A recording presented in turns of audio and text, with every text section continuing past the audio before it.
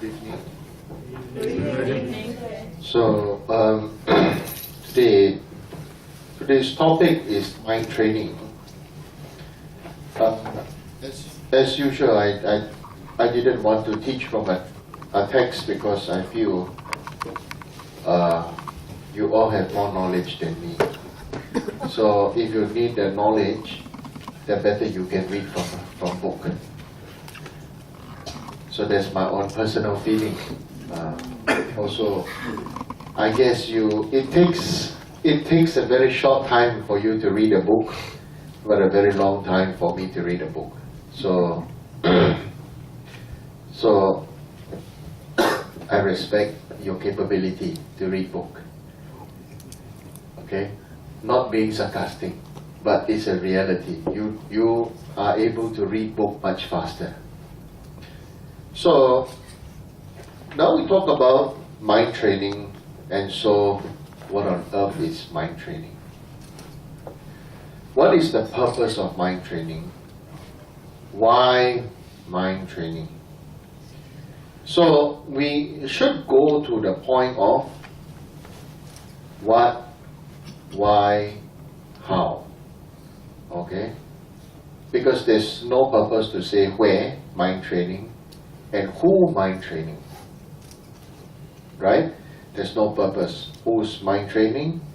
And what? And so where is mind training? So where is mind training? Answer will be answered in the what, why, how. So before I say what is mind training, I want to say why we need mind training. Okay? Why we need mind training. Let's just take a real example for myself. Just now, having something to eat before teaching. And I was just saying to some students, oh, in Nepal or back in Singapore or Malaysia, the situation would not be the guru sitting in the situation would not be that the guru is sitting by the staircase eating something and then preparing to give class, to give a teaching. Okay? Teachers are very, very much honored and respected, and would not be in a situation where the students don't even care whether the teacher has got something to eat or to drink. Right? And so this is, if I want to say on this side, think on this side, then there's no purpose. There's no purpose to have a meaningful time to be here in America to teach, to share. So why we need mind training? Because we need to be beyond our old self. That is why we need mind training. There can be so many intellectual answers, but to me, they are called mentation. Okay? There's a difference between mentation and meditation. Yeah. Come up with some funny word. Okay? Because people who just think a lot, they mentally very, very good. But people who think a lot are not necessarily being so. People or practitioners who seriously meditate to make it into ourselves.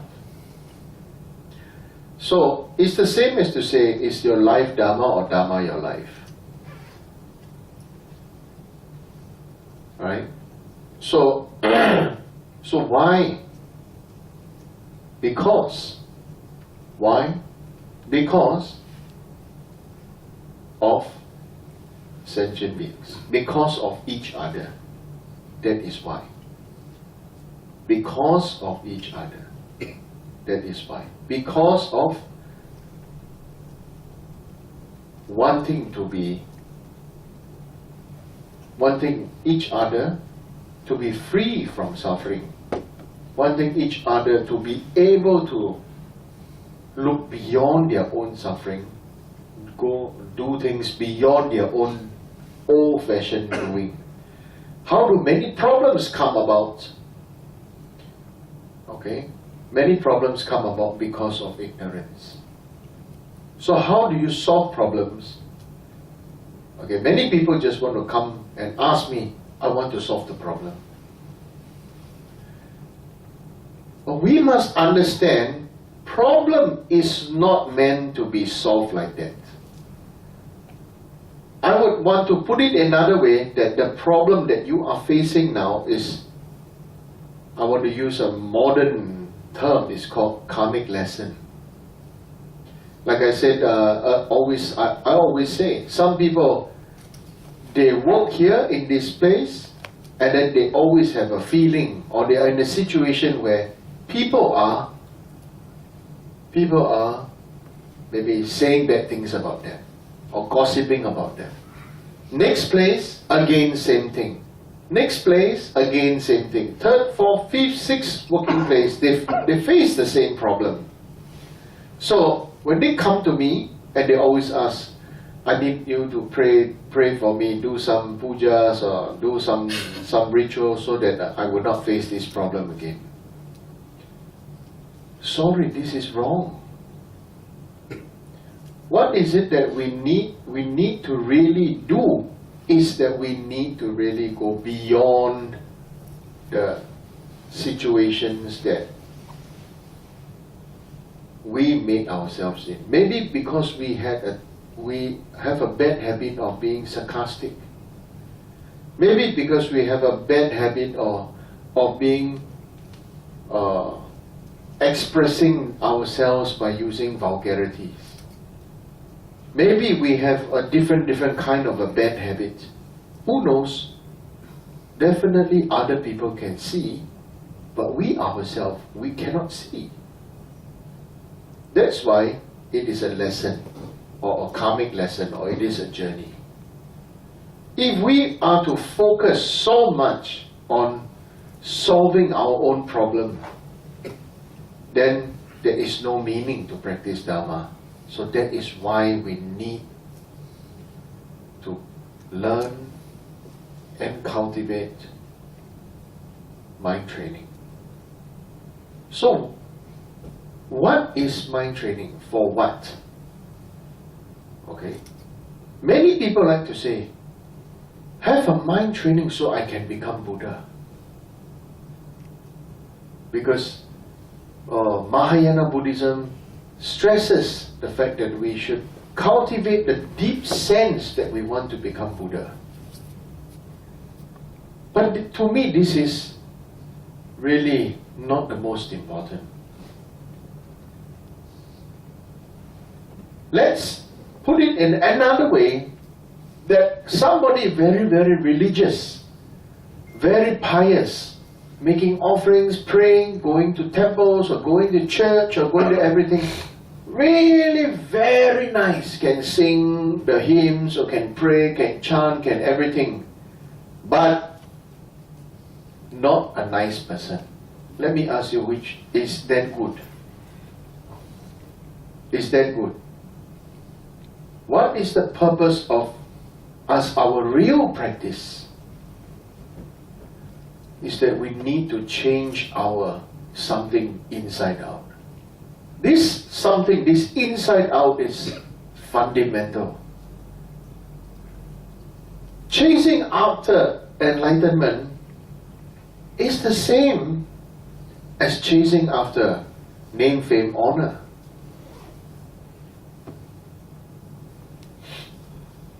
Isn't it? But to say that, now I'm Bodhisattva.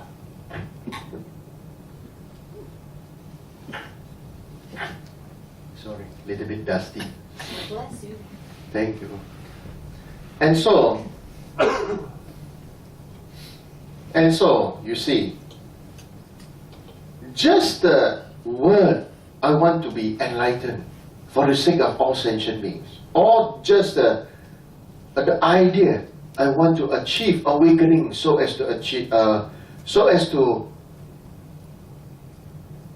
free all beings from their suffering. Word itself, that was meant to be a guidance, as now can very easily become something that we just carry in our mouths. So the purpose of Buddha's teaching truly is to touch us so that we may awaken slowly, step by step. For example, maybe from young, whenever we have unhappiness or suffering, what do some adults give us? Sweets, candy, isn't it? Right? So, like myself, I come to think sweets and candy is happy food. Happy for everybody. Reality, after learning about this eating too much candy, or about the ill side effects of this substance, candy, sweet, or with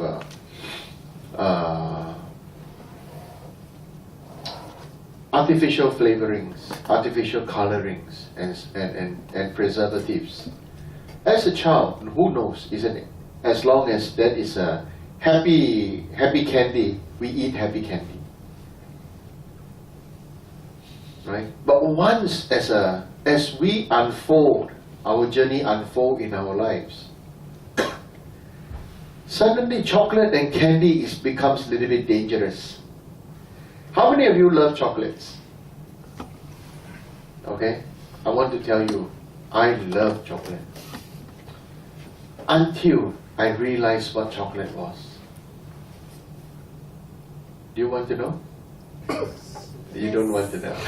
But because we love chocolate, isn't it? We can still love chocolate. Just we have to adjust the amount of intake. I literally was awakened to the fact that chocolate is really just oil.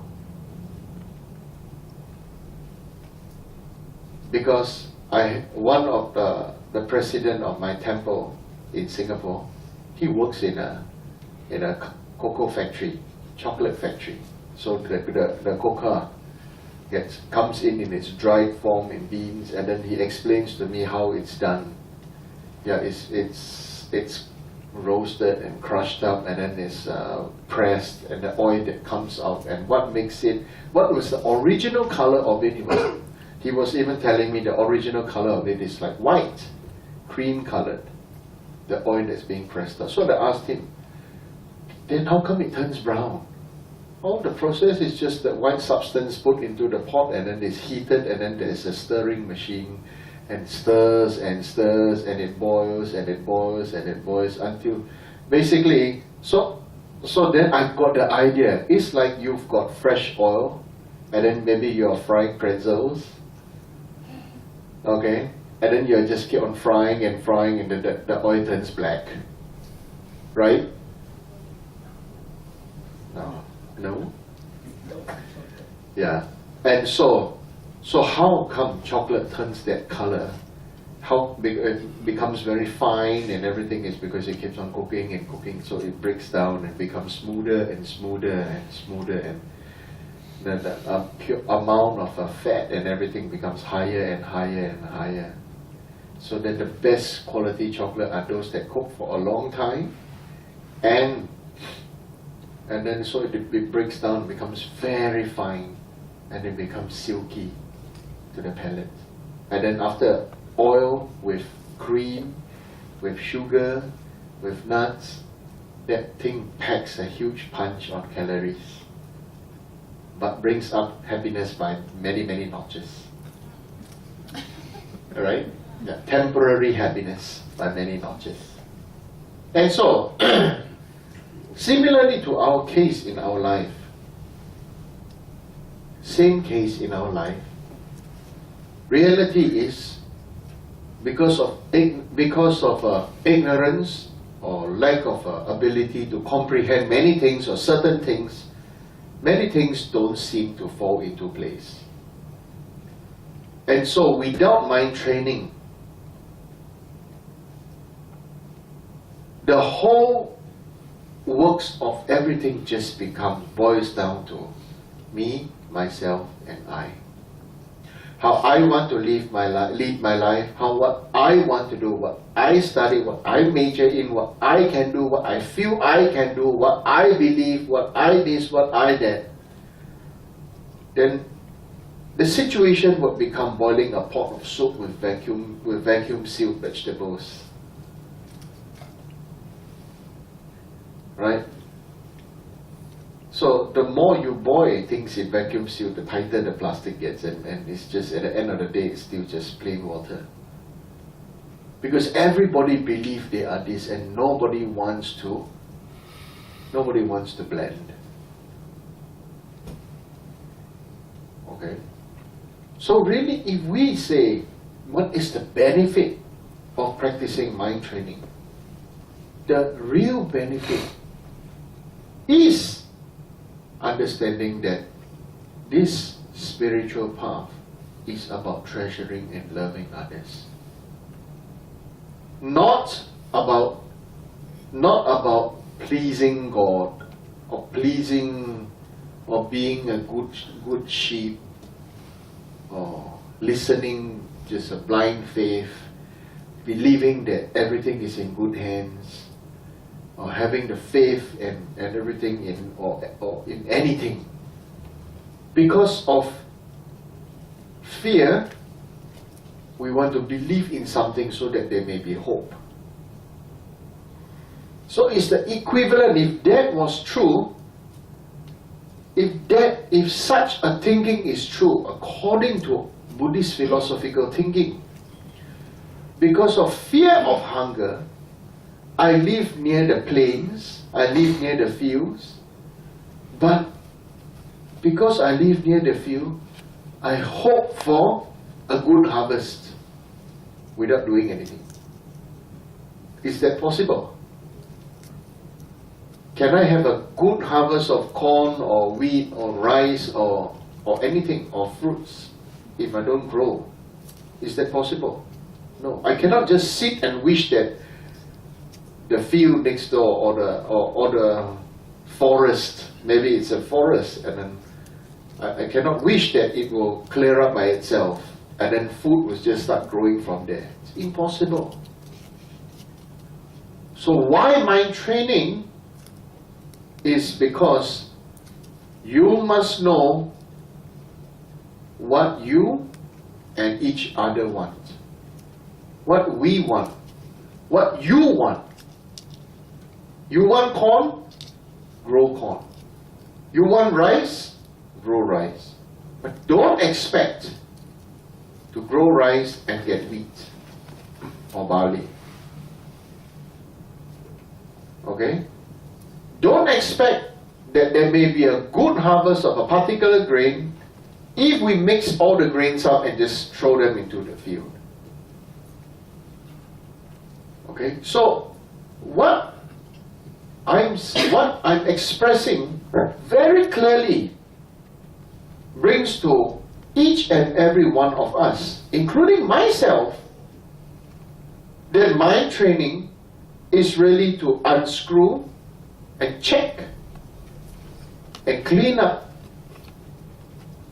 And we know what we want, because we also know what we don't want. Because I don't like this, maybe I don't like, some people say they don't like this particular thing. Many people are like that. Everybody is like that. I ask you, do you like this or I don't like? Why you don't like? Because I just don't like. Is that an acceptable answer to me? There's two ways to see it. That person knows what he don't like or knows what he likes. The other answer says, because I just don't like, can mean that this person just don't want to face up to anything. I just don't like. Without studying or without contemplating upon strength and weakness, faults and qualities of particular object or subject. Do you understand? Okay? So we cannot just say, we should not just say to anything, why you not, if somebody asks you why you don't like, or just say, or you make a statement, I just don't like. That is sign of non-practitioner. Non-practitioner. Our focal point is to become somebody who treasure other beings. Okay? If, for example, if there is as a shepherd, should the shepherd walk in front of the sheep? Should the shepherd walk with the sheep? Or should the shepherd walk behind the sheep? Behind. Yes, behind. Why behind? Because the shepherd can have sheepdog that tells the sheep which direction to go. Okay? But the most important is to be the last one, to ensure everything may be, may be safe, may be smooth, there be no danger. So this is the point of how cultivating the Dharma, the mind training, okay, is why, this is why it is important. Okay, so I already explained why, now how to practice mind training. Very frankly speaking, so many books. Lojong, Lamb of the Above, or mind training, this and that. As far as I'm personal experience, the entire teaching of Buddha is a mind training. There's no necessity to, like I say, a specific one particular text that says that it is mind training. What is a text anyway? It's also designated by our mind to say that this is precious. If somebody who is illiterate, the book is like toilet paper. Right? To somebody who is illiterate, or the book is a fire starter. Easy to peel off the pages and light and make a fire in winter. Okay?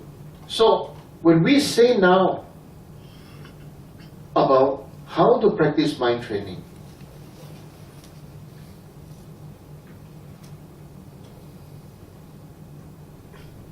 by ourselves, maybe I feel just 2 lines. When alone, watch our heart. When with another, watch your mouth. That is mind training. 2 lines. Easy?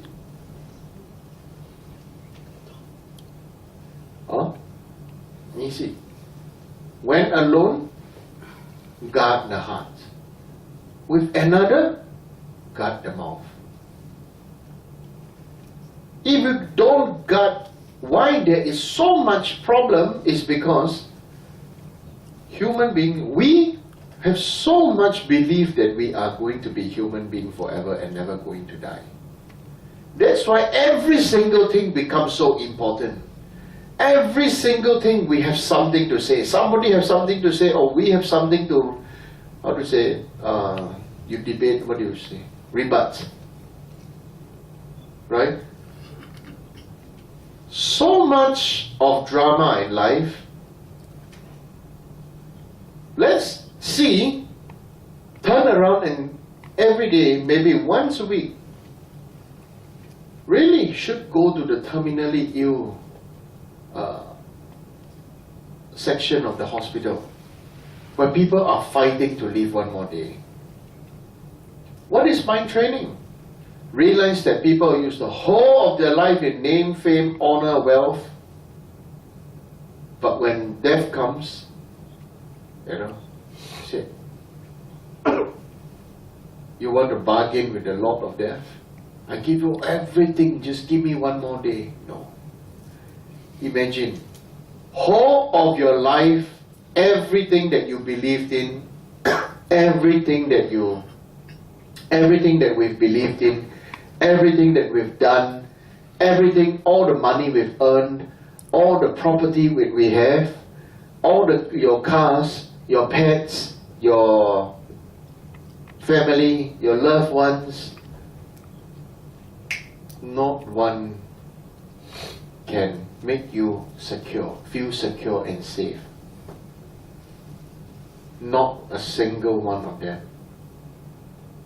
So if we don't start to do our practice now,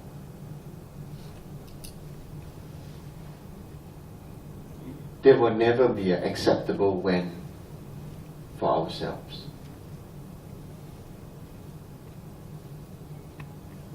Okay? So,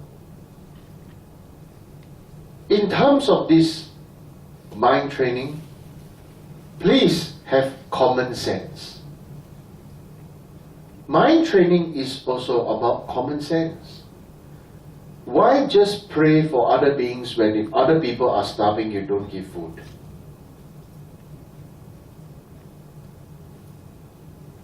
Why say you want to be Buddhist and you want to practice and you want to this and that, but then you are unfriendly person or unskillful person?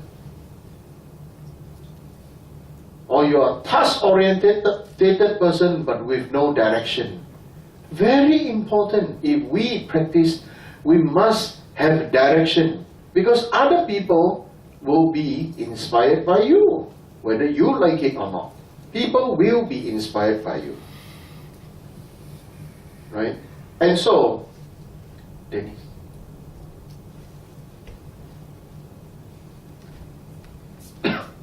And so, when people become inspired by you, or many people think about you, or see what you do, or listen to what you say, whether we accept or like it or not, it has a profound effect. Even how we choose to dress up or maintain our outer appearance is very important. Right? For example, I as a yogi supposed to have appearance of top knot or long hair. But is the top knot and long hair important to a practitioner? Nothing is important. What is important is important. But to suitably be of benefit for other beings,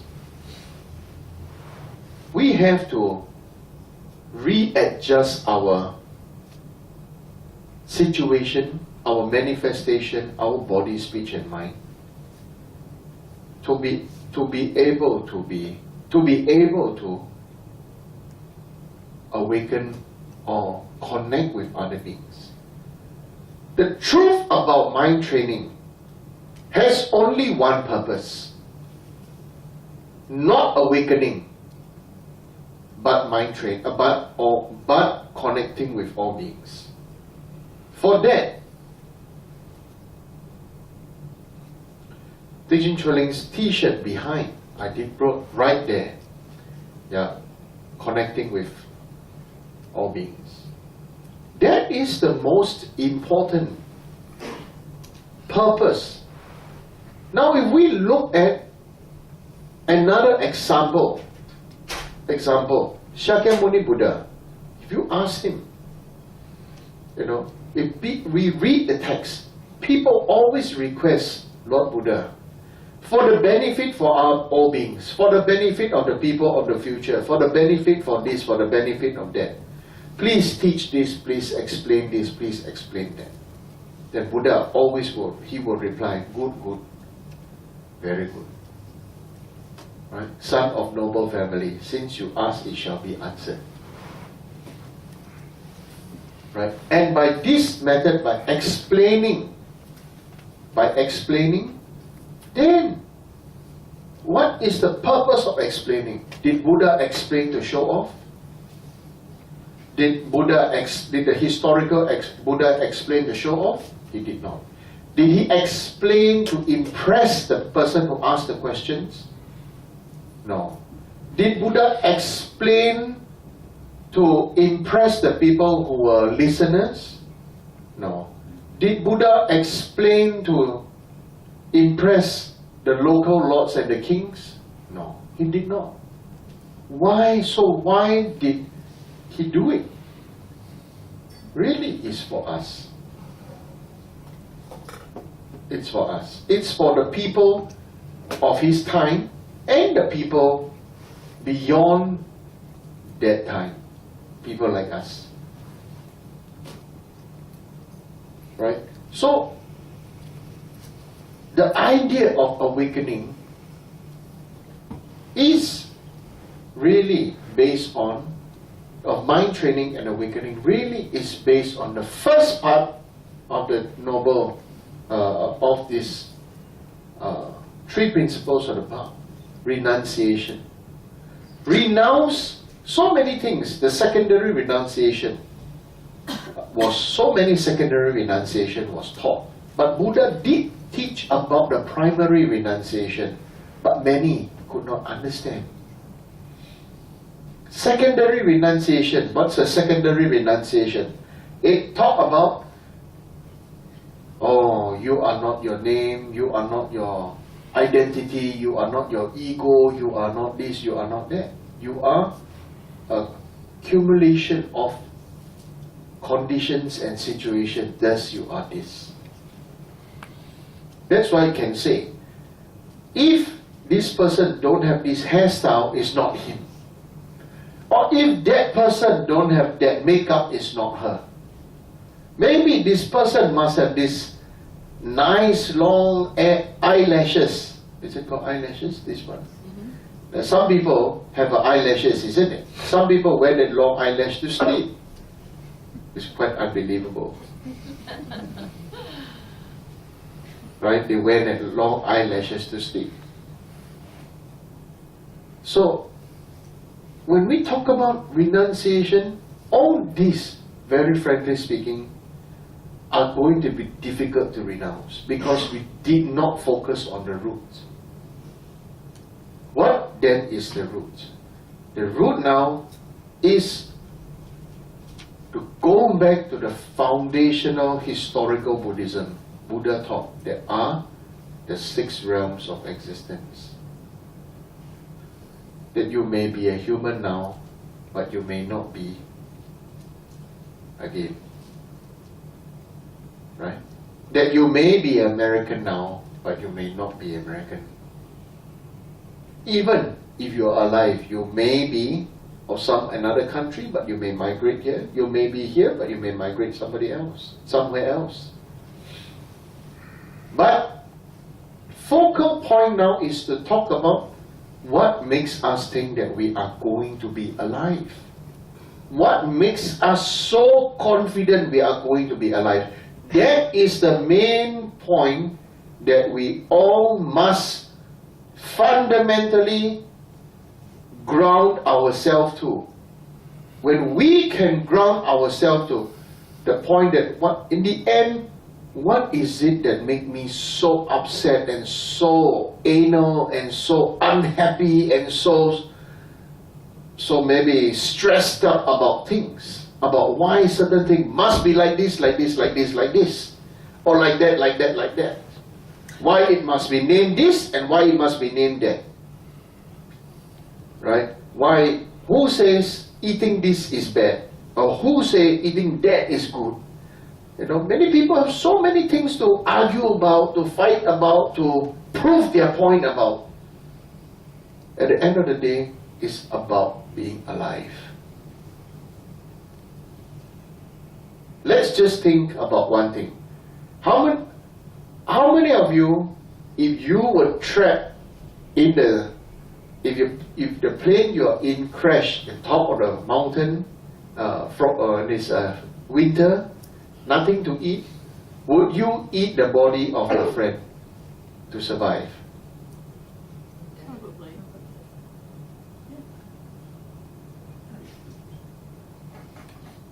Let's see. How many would eat the body of your friend to survive?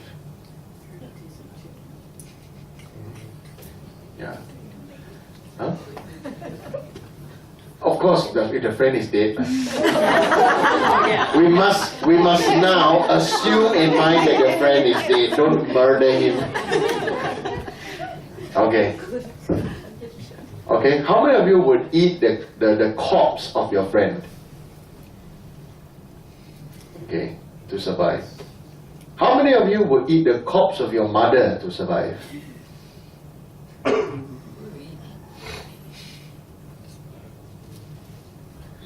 I asked my mother this question. I asked my mother, Mommy, if we are trapped up there and this thing happened, and if you died, now I ask you, to survive, would you let me eat your dead body? You know what my mom said? You better eat! Yeah. I feel my mother's love. Unbelievable. My mother did not say so, oh, this and that. No, no. My mother told me straight in the face, you better eat. My body is already dead. You better eat my body to stay alive. But now you see, what then is mind training? I'm saying to stay alive. You are thinking this is my mother. It's meat. It's a corpse. You are not eating your mother. This is something that is very important. When we can feel it through and through, then you will know there is no point in killing, in taking revenge. Some people say, I'm very upset with you, I want to kill you. But you're only killing the body, you cannot kill that being. And that, you know, I want to turn it around and express it to you this way. Do you want to be able to see your enemy, or do you want to not able to see your enemy?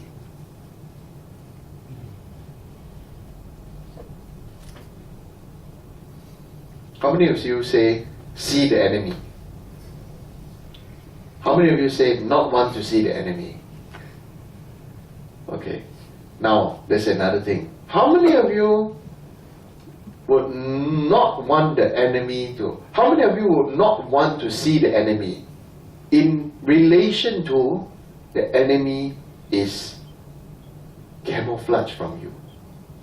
Your enemy is near you, but camouflage. You cannot see your enemy, and it's just waiting to strike you. How many of you like that? How many of you don't like that? Okay? Now I express to you. If you have an enemy, and you kill your enemy's body dies, your enemy becomes a ghost. You cannot see your enemy becomes a spirit, and is like as though in camouflage, because you cannot see your enemy and it's just waiting to strike you, create the condition to take revenge. Which is more scary? Which is more spooky and scary? Ghost scary or your enemy being alive scary? Huh? Ghost, right? So, therefore, now please, we all must realize you say ghost, therefore, there is no purpose in killing your enemy. Because there's a ghost. Do you understand? But people, because of anger, they want to kill the enemy. So, when people die, they put on the headstone, right? It's called headstone or tombstone? Either one. Yeah, right? You know what they put there? Rest in peace. Why? Why not live in peace? That person maybe had his life was hell, but then when he died, then he rests in peace. Right now, I'm telling you, mind training, live in peace. Stop being petty. Start appreciating your human life. Start coming together as a community of Buddhists, of being able to support each other to practice together. Start. R. Right? If it's a Singaporean pronunciation, start. Right? It's time to start. If we don't start, always waiting and waiting and waiting. Waiting for what? By the time you think that time is ready, it's time to die. But the time it always happens. You don't have to wait for your own sob story to happen. It always happens. Just need to open our hearts, open our eyes. Don't block our ears. I don't say open our ears, they are always open anyway. Because our ears always choose to listen to the sweet gossips. And when we listen to gossips, we have never learned from other people's mistakes. We only rejoice in people's pain and failure. Right? Hello? Right. Yeah. So, really, now the time has come. Make up our mind. Make up. Once it's made up, then we immediately, this moment on, we become child of Buddha. What is meaning of child of Buddha? Means it is the child of the awakened ones. Buddha means awakened one. When you are awakened and when you become aware, okay, there's the meaning of the awareness is when you are walking in the street and somebody is, trailing you. If you are not aware, would something happen to you? Could be. Could. Not definitely, right? Because whether or not you receive harm is also dependent on whether you created a cause in the past. People say, if you don't believe me, I give you a very good example. When I was young, I was told, don't go near people with leprosy. Because the disease comes from the air. And then you will get it, and then you will get leprosy. At first I believed, because I was only, I think, 6 years old. And I was very afraid. Then when I reached teenage years, I got to know about this person called Mother Teresa. How her religion and how she practiced may be very different, or maybe her style is very different, but it proved one point of karma to me. She worked and lived with the leprosy people, right? with the lepers, right? Did she ever get leprosy? She probably took care of them and probably helped them to clean their wounds or anything, right? So that proves the point. If you don't have the cause to receive such a harm, you will not get that harm. That's it.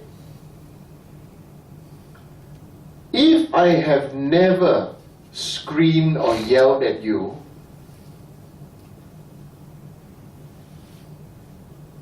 I would not have created that cause for one day.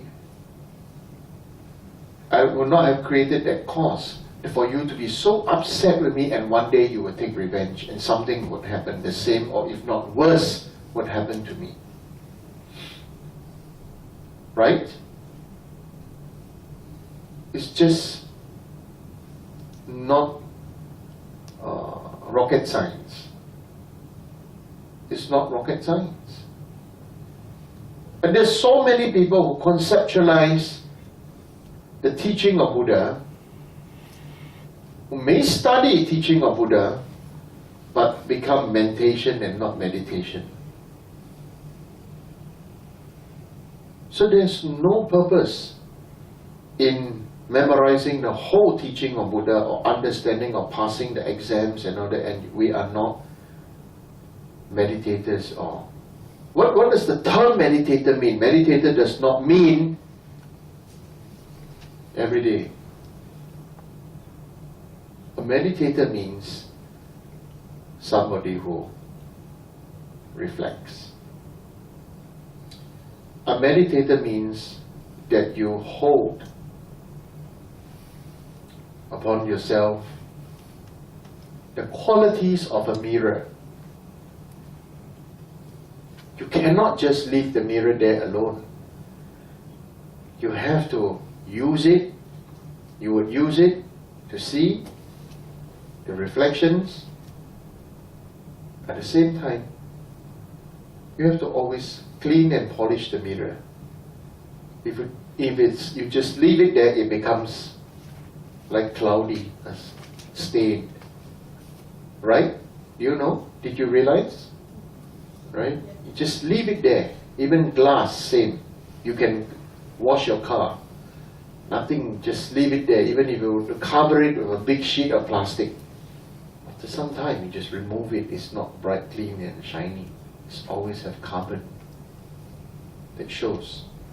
If we do not choose to love ourselves by reflecting,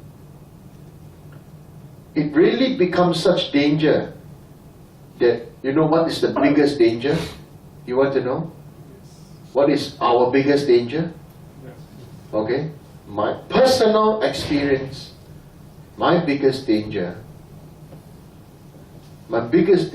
is truly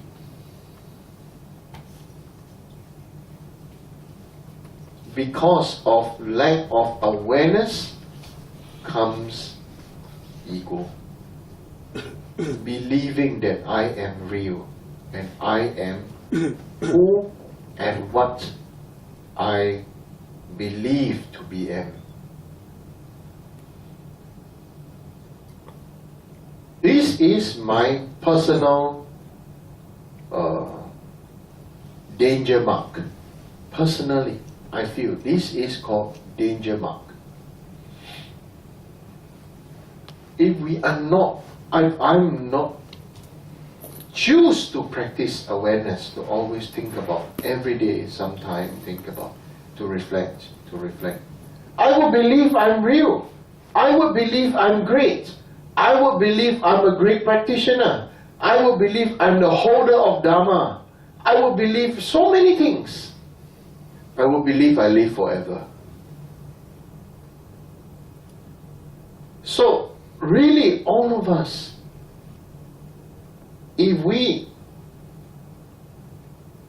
reflect clearly, can any one of us guarantee me, any one of you guarantee me, you are going to be alive tomorrow? Okay? So there's one guarantee. Death is guaranteed. But having a life is not guaranteed. So if we live a life of such unhappiness, of cruelty, of crudeness, of having no love, no care, genuine love, care, compassion for each other. Of course, Buddhists like to use the term all beings. I love all beings unless they are pests in my house. So if I see spiders or any other being, I'll just spray and they can die. But beings that I like, I'm okay. Beings that I don't like, to hell with them. Okay? So, when we say have compassion, it means it's like this. How many of you love cockroaches and lizards? How many of you Lizards. love? No? I like lizards, I don't like cockroaches. Okay, you like lizards, you don't like cockroaches. How about spiders? Not so much. Yeah? You like? Yeah, kind of like, kind of don't like. How many of you would keep them as pets in your house? If you like, they can be your pet lizard, right? I used to have a lizard. Yeah, I mean those geckos. Is it called gecko? Yes. Yeah. Do you have a name? Did you name them? His name was Clyde. Did you how many did you have? Two? Wow. How long did they live? Probably about a year. Oh, then little bit short life. Yeah. Yeah. So what I'm trying to say is this: if we are not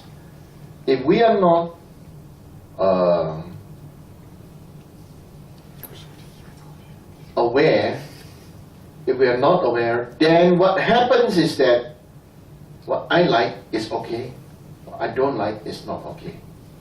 I can accept you, I can like you as long as you are not in my personal space or in my way of thinking, in my way of this. Okay? So, this is really something we must work within ourselves. We ourselves is like water and flour. Okay? If you just mix water and flour, plain flour, and not do anything to it, it would just spoil. We need to put the work. We need to knead it. We must knead flour and water together. Just putting them there together, no use. Similarly,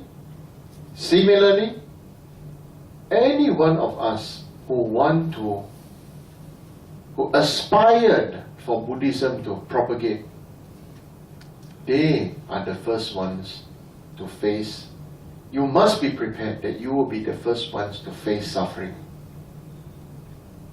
If you want to say, you want to practice Buddhism, and you don't want to have any problems, you don't want to have any misunderstandings, you don't want to have any this and that, then you are living in your world of illusion. Even with your most loved one, as long as there's another human being, there is tension. Right? Right? Even if you have a pet, your pet dog would not listen everything you say. Right? Your most beloved pet will also not give in to you 100%. So this is very important for us to reflect and rethink. Why are we choosing to accept this, and that, and that? Is it for yourself? If really for others, there must be sacrifices to lose. Not sacrifices to make, sacrifices to lose. you must be able to lose out on pain, lose out of suffering. Yeah. Many people ask me, Lama, Rinpoche, what do you gain by practicing Buddhism? So actually, you gain nothing by practicing Buddhism. I want to tell you now. You said you want to be rich, you don't need to be Buddhist to be rich. You want to be healthy and a good body shape, you don't even need, you just need to eat whatever is you think grows muscle and go pay homage to the gym. Right? If you want to be this, you want to be that, there's no need for Buddhism. But what, if you practice Buddhism, then what should you expect? You should expect there's going to be some internal struggle. But if you agree to disagree, and if you agree later to take it step by step, you will lose more than you will lose more. You will start to lose jealousy. You will start to lose critical viewpoint. You will start to lose your ego. You will start to lose those fanatical thoughts about how things must, or how do you call that? Obsessive compulsive behavior, OCD. You will lose your depression. Okay? So if you're asking me about what do I have to gain, then I want to tell you now, please don't think about gaining.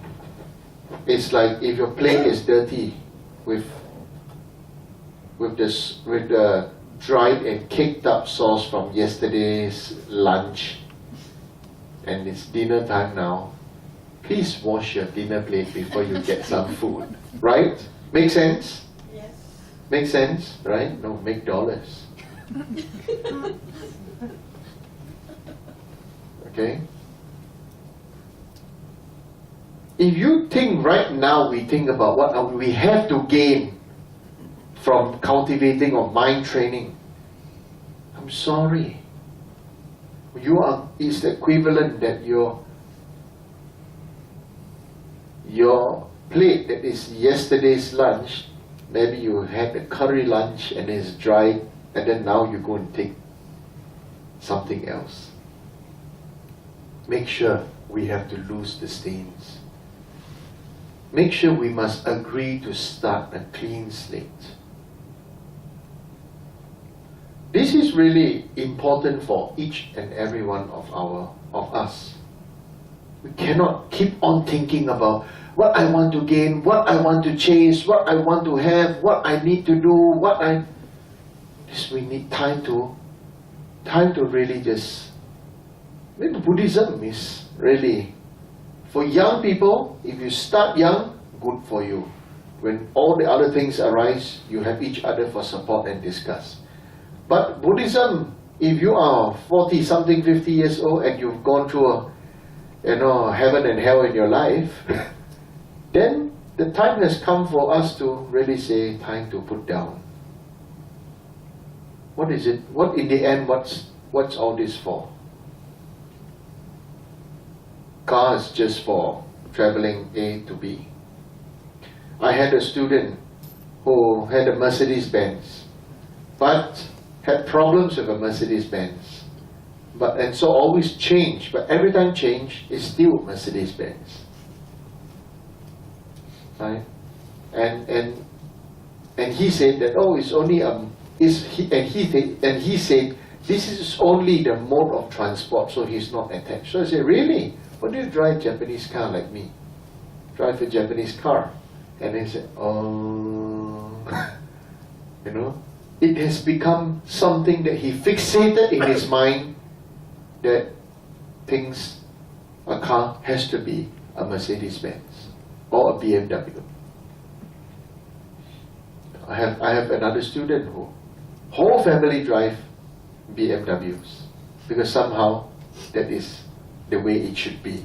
But when I ask them why, they don't know. Right? So, mind training, number one, again I say, nobody around, not just watch, wash your heart.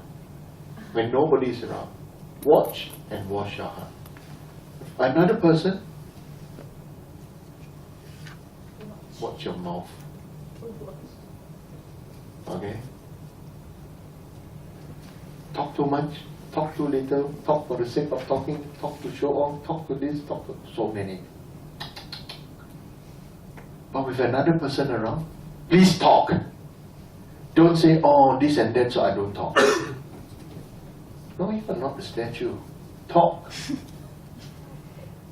But how you talk? Always have this problem, people. Is they believe what they say is good. Yeah, I totally disagree. It's not what you say, but how you say. That is the one that makes the big striking difference. It's not what we say, it's how we say it that is different. Somehow Babette says that the way I teach is easy for people to understand. That's why she invited me to come. Whether it's true or not is not up to me to answer. Right? But what I want to say is, first point, what I want to say is, please remember, nobody around, watch your heart, wash your heart. Somebody around, watch your mouth, and have a kind mouth. You know, I know an old lady. I know two old ladies in my life. They have never scolded anybody in their whole life. When they both passed away, the amount of people that turned up and cried and remembered and loved her was unbelievable. They were not rich, but they had a heart to listen and care. Not rich, but had the heart to listen and care. Truly, when the last maybe 10 over years of their life that I knew them, I never once heard them scold anything. Only when they find that it's unfair, then they say, "Aya, why are you like that?" That's all.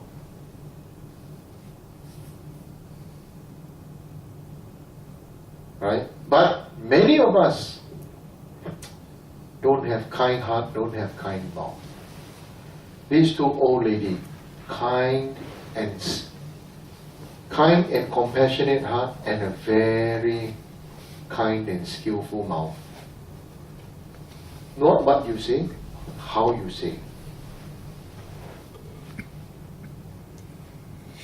Okay? This is really the heart essence of mind training. Next point number 3, you're not going to be alive forever. In fact, you may not even know if you are alive tomorrow.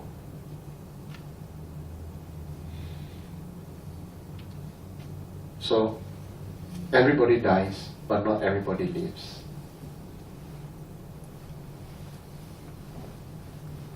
Some people live their whole life, don't even know they had stomach muscle, core muscle.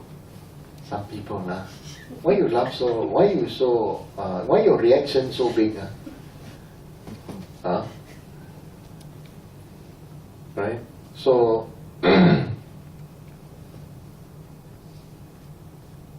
and the one is, don't keep on thinking that you are a human being.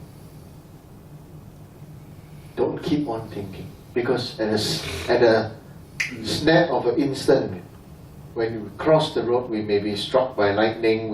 I got struck by lightning 2-3 years ago. I was on the hill and it was drizzling. I was holding an umbrella and I got struck by lightning. Yeah, people behind me, they were looking. So lightning went through the top of the umbrella, went through my body. I thought at that moment I was going to die. So I was preparing. Oh, so now as time has come. So I was preparing to, in my mind, preparing to die. Then, yeah, prepared to die. How come I can still blink my eyes? Right? Okay, so at any moment, may be struck by lightning, we may be knocked down by a car, we may even have heart attack. So many things. So we have to really go beyond the thought that we are human being forever, going to be human being. At the end of the day, who are we and what are we? This is very, very, very important. How do we wish to be remembered?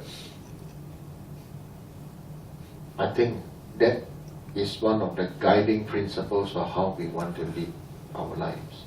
If we wish to be remembered, then we must want to be remembered for how we want to do the things that are beneficial to other people, not just for ourselves. The whole world. You know, my pastime, I like to walk the cemetery, or the crematorium, or the columbarium. Okay, where place where people store dead people's ashes. And every time I walk, I always say to myself, how each and every one of them thought they were never going to die. And how each and every one of them thought that they were going to live forever. And how each and every one of them thought that their ego and identity is real, and they love themselves.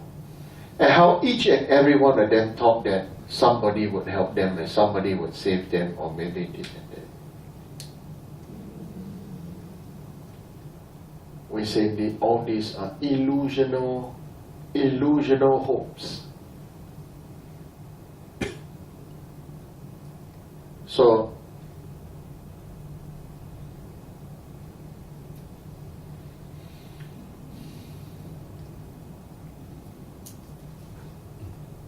maybe now, let's have question answer.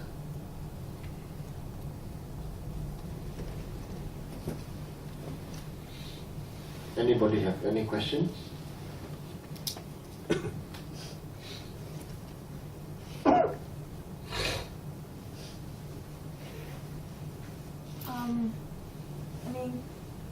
In the plane crash accident example, I was just wondering, what if as a friend we need to meet from who is not dead, and only two of us, sort of like the movie, The Life of Pi, or some other extremity situations.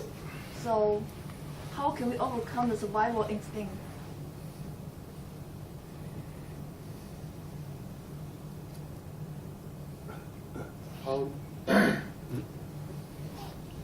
How to overcome one's survival instinct by not killing your friend and eating your friend.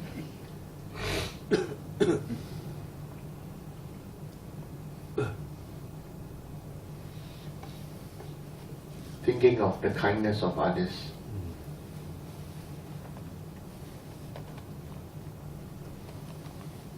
The practice of thinking of the kindness of others is to make use of our great and unimaginable skill of justification and blaming, justifying, and complaining. We have these three great, we all have these three great PhD skills, permanent head damage skills. Okay? Blaming, complaining, and justifying. Use this skill practice giving yourself all kind of excuses. This person is kind because this person is this, because that person is kind. And even if the person is not kind, we are using these opportunities to subdue our own attachment to seeing other people as being bad. We must understand that people are not always bad, but because of our attachment to the idea that they are bad, whatever this person does is bad.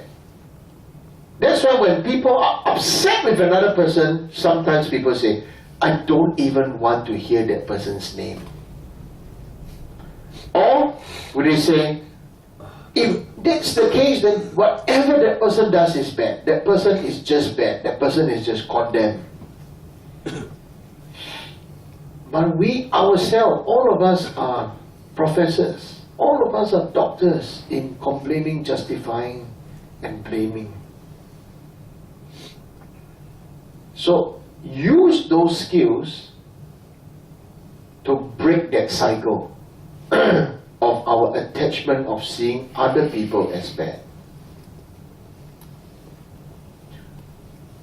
We have so many bad habits because it all grew from the idea that we are human, or we are whose and whose children from childhood. From childhood. From childhood, we began to believe that we are real and we belong to this race and we belong to that religion. We have to do this way. We have to do that way. If not, then it is the wrong way. We always have to have the right way. It is same across all cultures, isn't it? Right? If all cultures have theirs as the right way, who is wrong?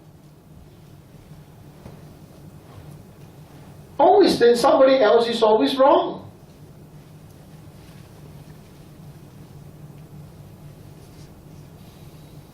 Right? Fair? We have to be fair. My grandmother told me before she died, a few weeks before she died, you know what she told me? She said, you know what, in my next life, then I said, wow, you are ready for your next life? Yeah, this life is so boring, always sit on the wheelchair, In my next life, you must pray that I'm going to become Ang Mo, she said. She wanted to become white person. I got shocked. I said, why? You don't want to go to Buddha land? She says, at this point in my life, at 96 years old, all my life, we have believed that we cannot eat raw vegetables. Everything must cook. Everything must be well cooked, true and true. I watch on TV, see white people in America, in Europe, they eat raw fruits, raw vegetables. Yeah? And they don't eat the same thing we eat. Look how big and strong they are. And my grandmother was really shocked. If I stand next to her, I think maybe she's almost like half. One day I tried to find a photograph of me standing next to my grandmother. Yeah, by the time she grew old, I grew tall, she grew short. Then with aging, yeah. When she was 96 years old, we were watching television together, and then this conversation, she said, really, and when I die, I don't want to be poor in my next life. Promise me, every night for 49 days, you do prayers for me and burn some offerings for me. So in my next life, I have money. She said, I have money and I really want to be reborn as a white person, as an Ang Mo. Yeah, that was. And I told my grandmother this thing. You just want to be reborn as a Ang Mo because of the food they eat. is there something wrong with the way you're thinking? Then she just looked at me and says, I'm your grandmother, you shut up. Yeah, so it's a very interesting conversation with my grandmother. Yeah, I love her to the core. Right? And so, all these are beliefs, because it took my grandmother 96 years. She said, now I live to 96 years old, and it suddenly just, she had the awakening watching, you know what she was watching? Food Network. She didn't understand a word of English. Okay? She was watching Food Network, and there was a this cooking, and then just looking at Europe and looking at America, and then she said, look, these people, they don't eat rice. They don't eat rice. They can eat bread, and they are strong and big. They eat raw vegetables, they eat salad, and this and that. And so I said, wow, really eating is something very important for you, huh? Then she told me, of course, see what I fed you? Yeah. So, our mind is so cast in concrete how things must and should be. That's why we all suffer tremendously. We all suffer. Not just this culture suffer, that culture suffer. White people say blame black people. Actually though, because the white people, there's so much suffering of insecurity. Isn't it? If you blame other people, then white people will blame colored people, then everybody want to blame. If white people want to blame, then Native Americans say white people go back Europe. So, you see? So really, there is no fixated, even if you say, you are native, I am native, and therefore this is my land, my answer to you is, you're only native and this is your land only for this life. Only for this life. So look beyond this life. Look beyond this one life.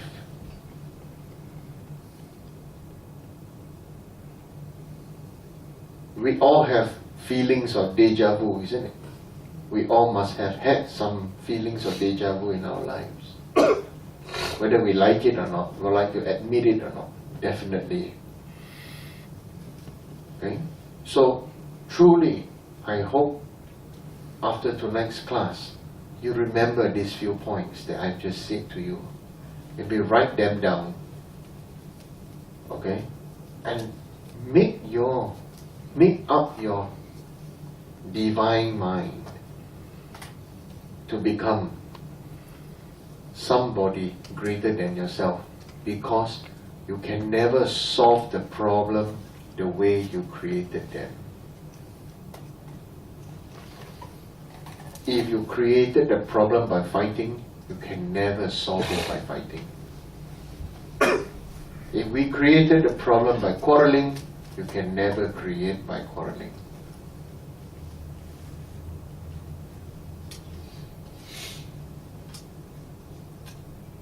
Did I say something wrong? Everybody's face is this.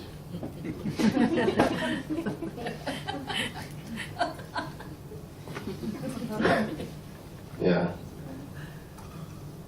I need one more camera, maybe GoPro and put here. So somebody got a funny face, I just focus. Yes. So, your grandmother wanted rebirth.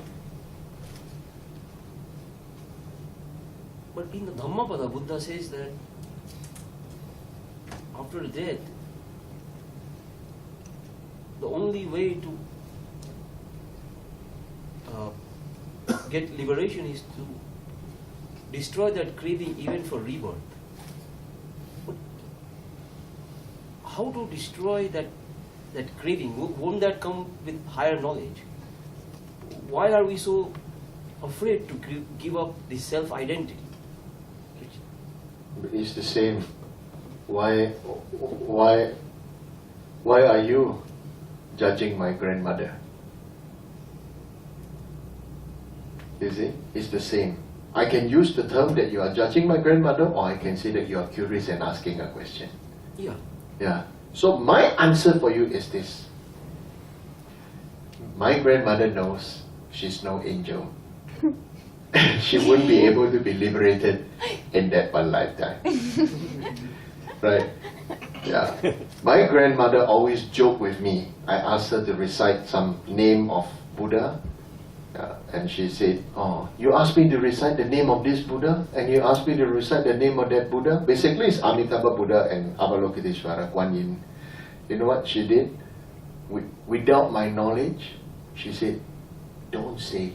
Told my cousin, "Don't say." You know what I do? I mix them up and recite together. It saved a lot of time. And when he asked me if I done the prayer, immediately I say yes. So by the time, when my grandmother was older, she told me, "You know, all my life I've created my own chanting." Yeah, yeah. Instead, you know,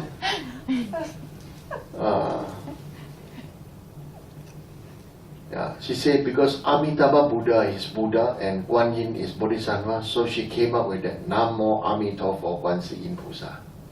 Yeah, she joined both the Buddha's names together in one go. Yeah. To me, it's just something that's funny. So when you say that if you want to be free, if we want to be liberated, we must even be free from the idea of wanting rebirth, then it's not wrong.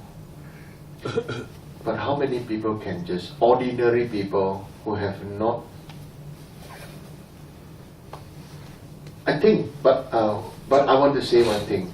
I think my grandmother's kindness will probably lead her to liberation faster than those people who maintains the Dharma, who only think about the Dharma. I feel at her age, even though she was illiterate, and at her age, maybe she was somewhat bad-tempered earlier in her life, but as she aged, she became graceful, and she changed, and she thought about things, and that's the beauty of the journey of life. Through this journey and her practice, she was brave enough to recognize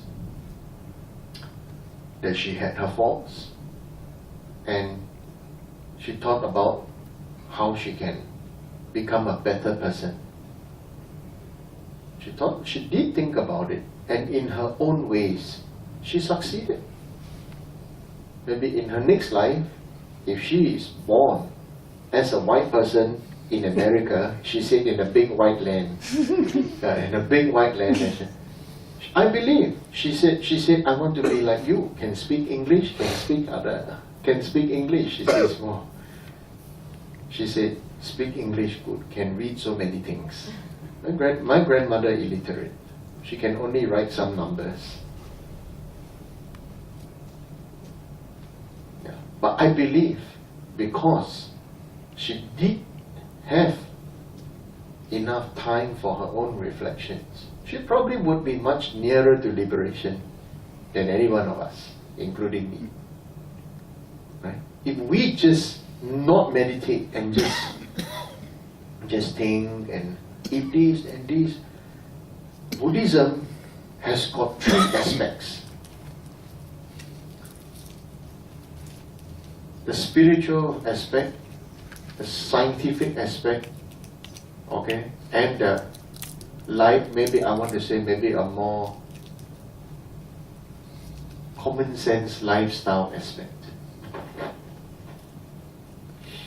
Scientific aspect, you must question and you must ask. This I feel white people very good. Like for example, my students never question me about the views of emptiness. But Babette has been questioned. I keep on asking me the views of emptiness. In fact, there are 16 types of emptiness.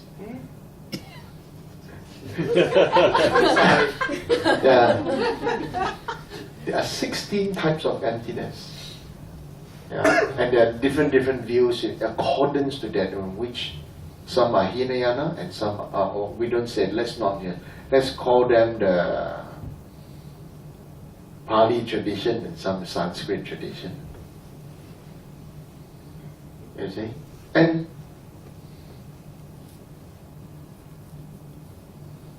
the other aspects is not meant to so much just keep on questioning. It's more meant to just pour the milk into the tea and coffee and not question why pour milk. What happened to the milk? Did the milk dissolve to coffee or coffee dissolve to the milk? But I want to ask you, there are many people who are like that. Many people do ask me such questions. In all due respect to their scientific type of thinking. Rinpoche, when I have a cup of coffee, half cup of coffee, I pour milk inside. What happened to the coffee? Is the coffee accept the milk? Or the milk accept the coffee? Or the coffee dissolve to milk? Or milk dissolve to coffee? No, they ask me very specific like this. You know, I sometimes I just look at them, I say, I don't know whether milk dissolved to coffee or coffee dissolved to milk. I only know put coffee and milk together tastes very good. Okay? And I also said one thing, the milk and the coffee is a good example for us that we can join force. Just milk itself boring, just coffee also boring. But if we join force, okay, we join forces and share our what do you call our strengths, or I don't know what's the English word, like your good points, how to say, your qualities, or maybe your flavor or whatever, you know. If we join, then very, very nice. You see? So I appreciate you asking questions, but I need you to also focus on the life practice of Buddhism. All of you must practice on the life practice of Buddhism. Lifestyle practice, lifestyle, beneficial livelihood. Because there will be people who ask, I'm just telling the truth. I even can remember the scene, the name of that person asking me about the milk and the coffee.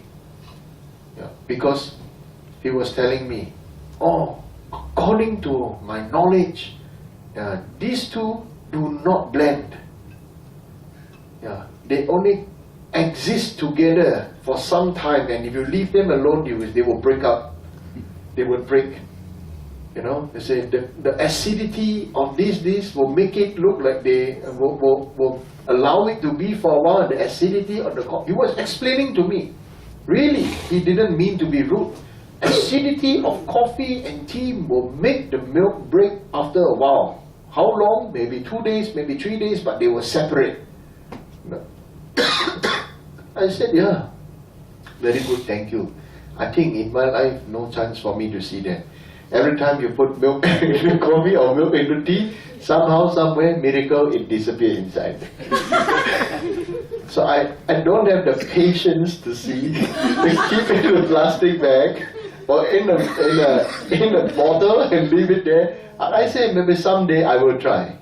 But I think maybe waste. Good coffee, good tea. And in coffee, tea, put something inside, but best is to drink.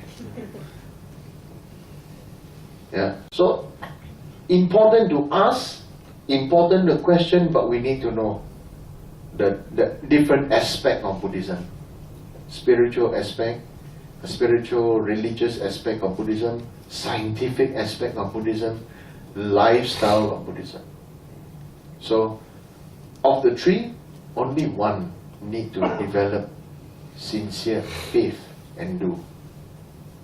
The other two, not necessary. You don't need. You can practice Buddhism, practice meditation, practice the meditation aspect, or study the mind and science. These two aspects, no problem. Guru devotion, you know, studying the Lamrim beyond and beyond, that one need that another aspect. Okay? Any questions? Any other questions? Okay. Do you think when our minds start to think negatively about another person and we can't recognize and rejoice in their merits, is it skillful if I find myself, one of the things that I'm using is to think of the causes of conditions of why they might be the way they are.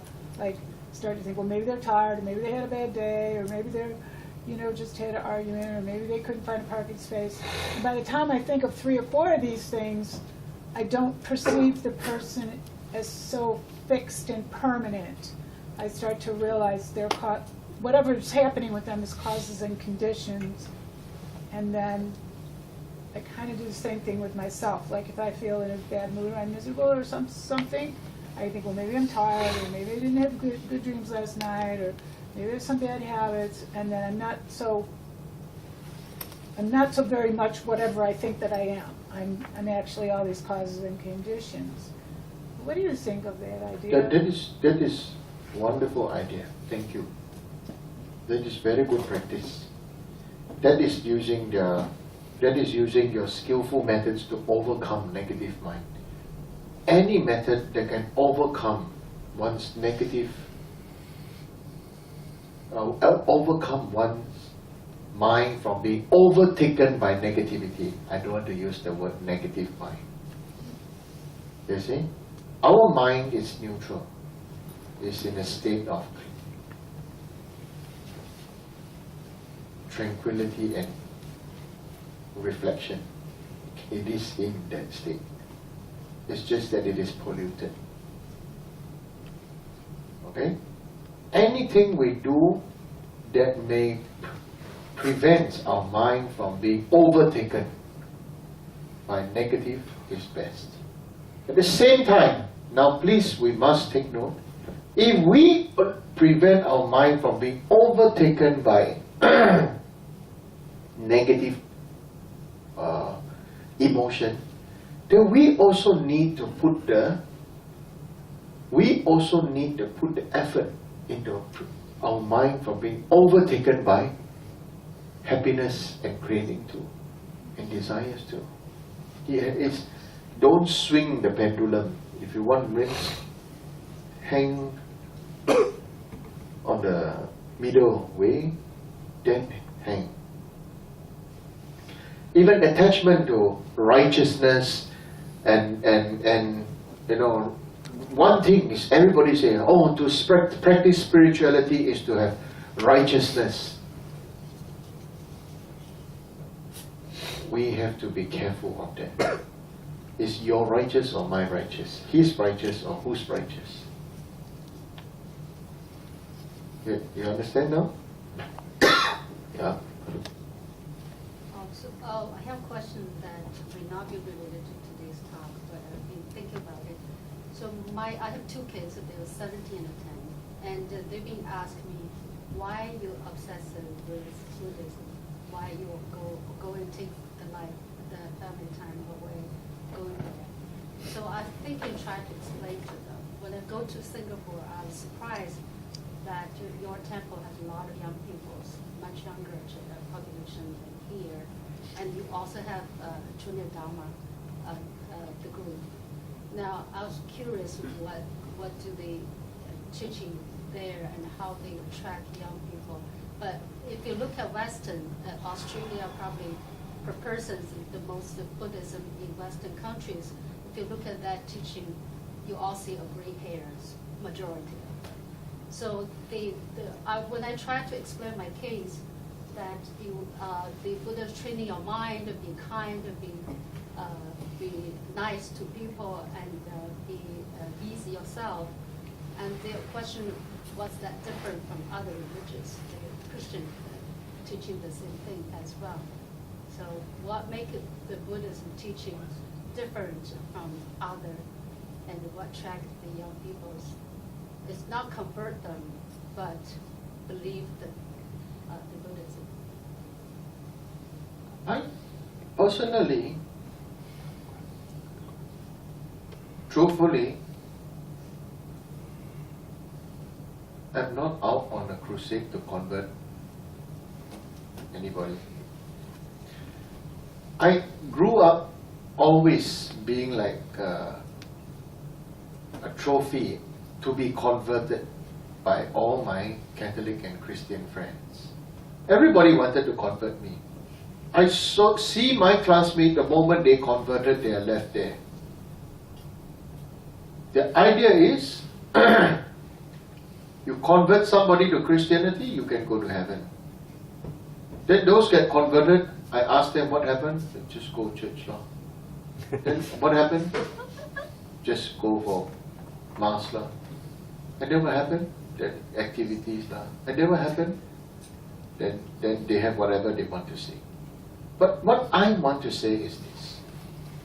I personally want to share is this.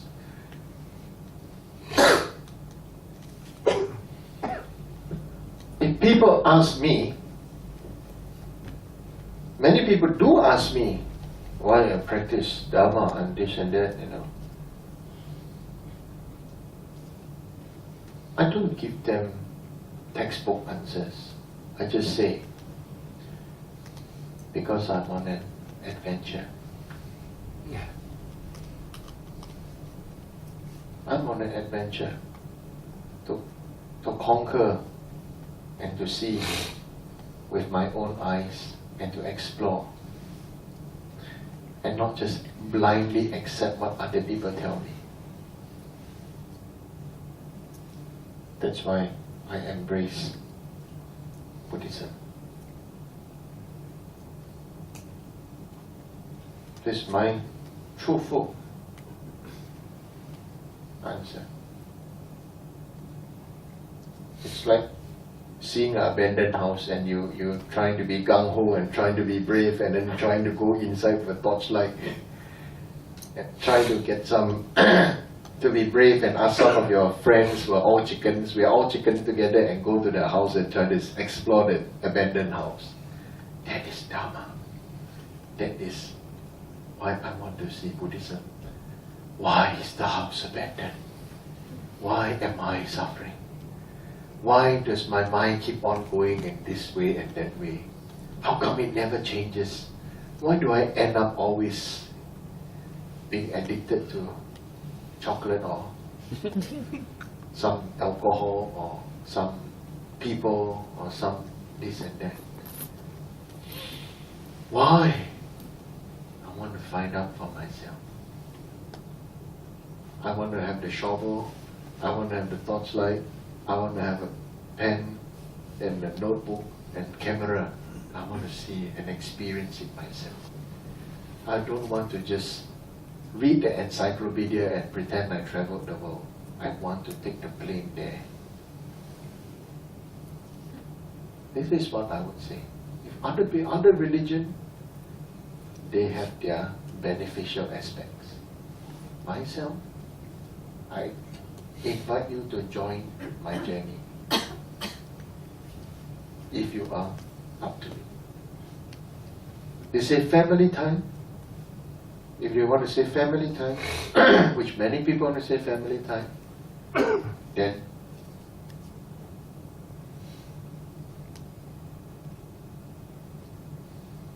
every family is different.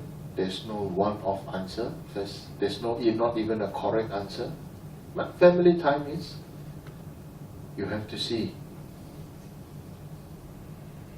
how you want to make it into a quality time or quantity time.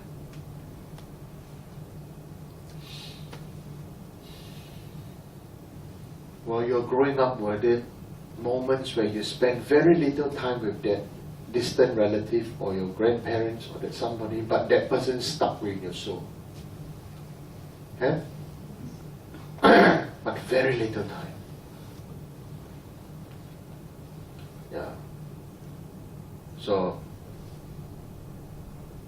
with regards to family, I cannot comment too much. Every family is different. Karmic connection is different. But invite them to explore together, like going on holiday together.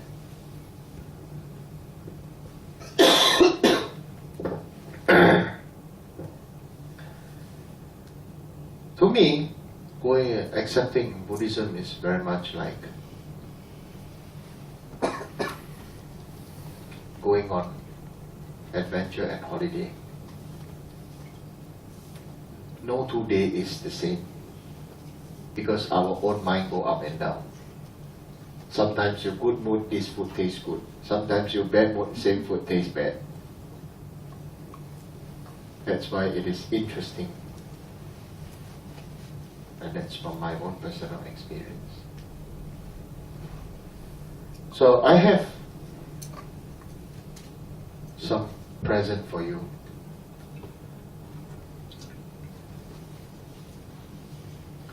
Whenever you come to the temple, or every day in the morning, I want you to recite this to yourself.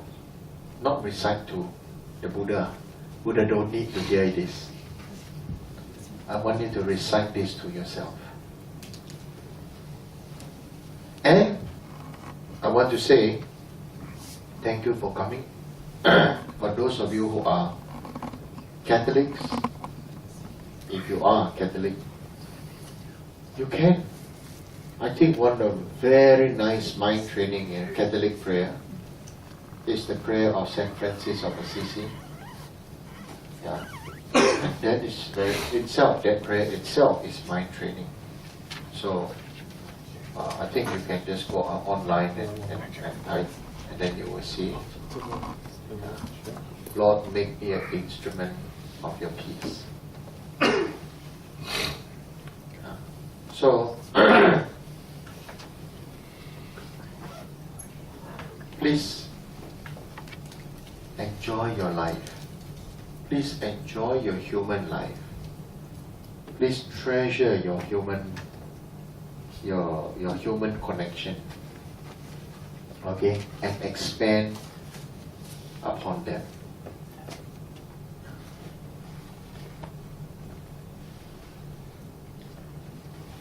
Okay? Thank you. Thank you. Good night. Thank you.